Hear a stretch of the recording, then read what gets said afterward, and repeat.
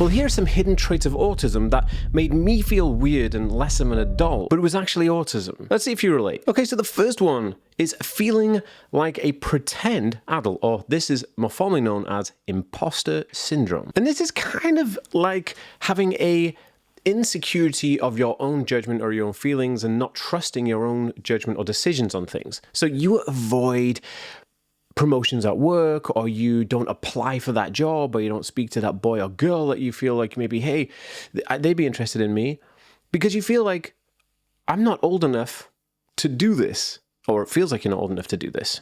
You could even be qualified for a job and not want to do it. Delaying having children because you're worried that you don't feel grown up enough, or because you won't be able to take proper care of yourselves, let alone children. This is imposter syndrome 101, and it comes with people on the autism spectrum as part of the way autism presents itself in human beings. And it's kind of like executive function differences. So you have slower confidence building, and you have years of masking. Now, masking is not being able to really show who you are, because you're scared that if you show who you are, people will think you're too weird or too different, right? On top of that, we've had years of people saying, you're doing this wrong, you're doing life wrong. It's not like that, it's like this. Because autistic individuals would have been held back more because of the things that they lacked. Like, I didn't have the best time understanding social signals and understanding social cues. So I was totally wrong in aspects of socializing, and I was told this constantly. It's all down to confidence at the end of the day, and the only way to really beat imposter syndrome is to literally build confidence. I actually build confidence for people on the autism spectrum, and I have an online program. If you're interested, I'll leave it in the link down below. It's called The Bulletproof Brain. Okay, the second one is injurious stims. Now, stimming in terms of autism stands for self-stimulatory behavior, and this is basically a repetitive action or motion to give you calm and feel comfortable. And it can be like, most people think stimming is rocking backwards and forwards, or like, hand flapping or pacing or playing with hair, but stimming isn't always like that. Those examples of stimming don't cause harm, but stimming can actually cause harm and injury. And here's some examples. You could have extreme plucking out of your hair, causing bald spots, or your eyelashes. This happens quite often, and there's another term for it, which I believe is trichotillomania, but don't quote me on that. You could be biting your nails until your fingers bleed. This again is an injurious stim. People with autism will do things repetitively for this stim to be calm and comfortable, but to extremes. Scratching your scalp until your head bleeds, that's another one. Or picking skin and hangnails, making injuries to your nail beds. This is so common. Like, you could be biting skin off your nail beds and it just starts bleeding on your hands. And this happens because of two reasons, okay?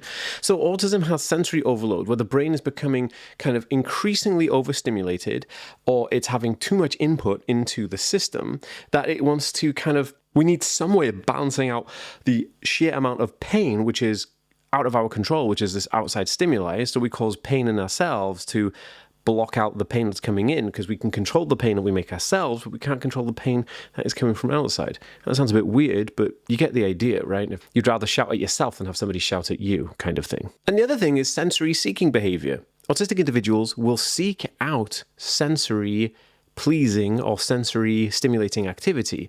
This is a hypersensitivity or undersensitivity to certain environments, and this can then create a need for your brain, or craving, to go for some tactile input or stimuli, like biting nails or nail beds, which is fascinating. Okay, this next one is super interesting, and I hope that you understand this one, but it is fascinating. We all do it. Ignoring your body's needs. A lot of autistic individuals have poor interoception, meaning that the brain doesn't accurately detect internal body signals like hunger, thirst, maybe pain, temperature, tiredness, or even the need to use the bathroom when you need to, right? It might be freezing cold outside, and your house has, dropped in temperature, and you don't even know it's cold until somebody points it out. Like, I had this myself. Like, I was at Christmas time, it was like 16 degrees Celsius in my house, and I was like just sitting in the living room, and I was like, man, I wonder what the temperature is. And I was in a t-shirt at the time, and I checked the thermostat, and I was like, uh-oh. So that is kind of, to me, one of those telltale signs. Like, I had no idea it was that cold until it was pointed out, because somebody said to me, what's the temperature? And I looked at the thermostat, and of course it was freezing. Another one is like, you might stay in wet clothes without noticing you're actually uncomfortable until the uncomfortability becomes unbearable. because you just didn't realize, because your body's not sending those signals to you to say, hey, your clothes are wet. You may also forget to eat or drink anything and not recognize that you're hungry or dehydrated until the very moment of desperation. You know, like, oh my goodness, I need to eat something, or I need to drink water desperately because now I'm becoming dehydrated. Or you don't even know you need to use the toilet until that last urgent second, and you're like, dang, I really need to go and use the toilet now. These are all very common with the autism issue with knowing your body's needs, right?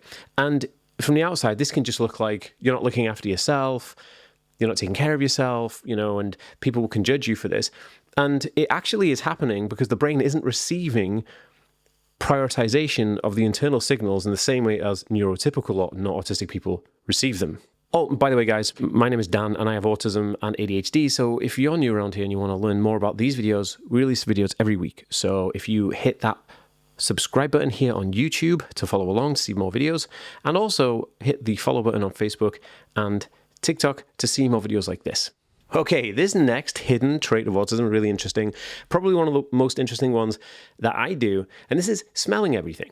So autistic individuals seem to smell almost everything without even thinking about it or realizing that they're doing it. It could be like smelling cutlery, smelling grass, smelling food, smelling glassware, clothes, hands, or even other people, which is a bit weird.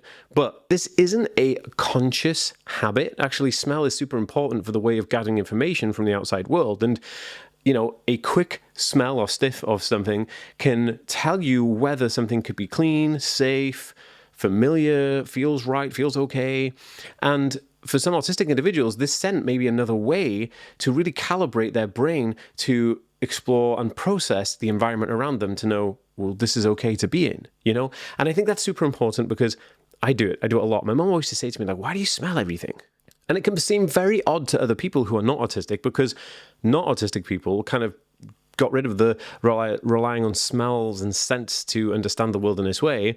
But for autistic individuals, of course, it's a automatic sensory behavior that we just continue to use throughout adulthood and probably never will stop. So if you can finding yourself smelling things, objects or random things, then this is why. One of the interesting things about it, though, think about smelling isn't really unusually a problem until you do it around other people, right? If you're sitting in your house and you're just smelling things like, oh, I'm just going to smell my, you know, my mouse or something in my office, that seems kind of normal to you. Nobody would bat an eyelid. But, you know, you're on the autism spectrum and this is how we present ourselves.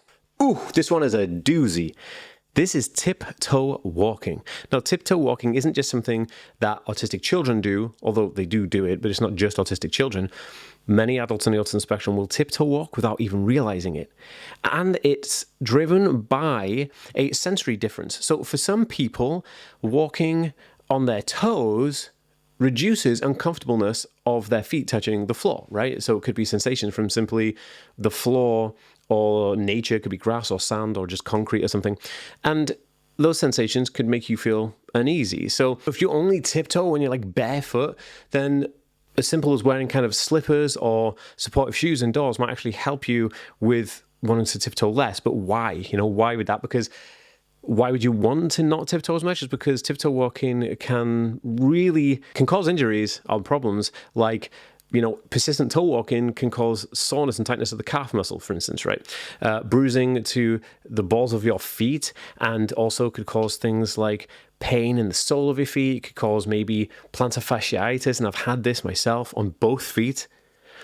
And in some cases, it can also reduce ankle flexibility and make even harder to walk as a typical heel to toe walk because you're so used to walking on your toes. So it's always interesting that those things can actually cause harm, which is quite really interesting. So it looks like an unusual habit. It actually is just a coping mechanism for autistic individuals because of sensory environment, right? Because sensory processing disorder is comorbid with autism. Okay, this one, taking things or meaning things literally. This is really interesting.